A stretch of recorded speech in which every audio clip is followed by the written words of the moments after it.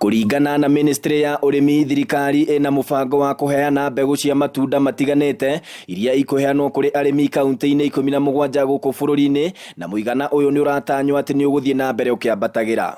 And the basis of good agriculture is good genetics.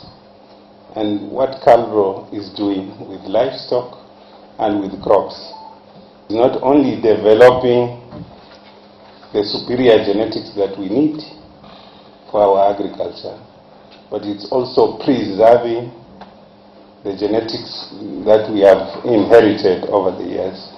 Akiaria ari mugunda-ini wa Kari Naivasha hindi ya kurekereria mbegu ici, Minister wa urimi guku bururi-ini Peter Munya augite thirikari ikinyaniirie itua riri ria kuheana mbegu cia matunda matiganite iri ta njira imwe ya kuhotithia bururi kugia na matunda ma kuigana.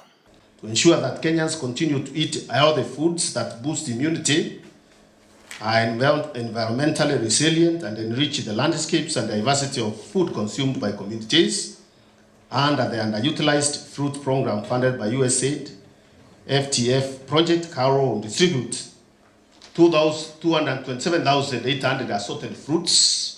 Munya augite mumera wa nyanya ni umwe wa iria ikuragio na njira nene, no kumana na wagi wa mbegu ciaguo iria ikinyaniirie ikiro, arimi matikoretwo makirima nyanya cingimahe utonga wa kuigana. Akiuga mbegu cia nyanya na koko ya cai ikuheanwo kuri kaunti iria ministry yugite mimera ino no ike wega. To support commercialization of this crop, KALRO will supply 40,000 cocoa seedlings to Kilifi, Kwale, Taita Taveta, Lamu, Busia, Bungoma, Vihiga, Kakamega, Kisumu, Siaya, Homa Bay, and Migori counties in 2022. This will go a long way to help farmers to diversify their farming enterprises.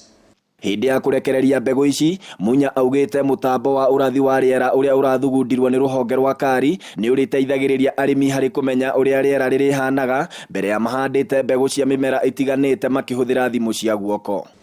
Accurate weather forecast is a necessary prerequisite for farm planning and production for both producers and consumers.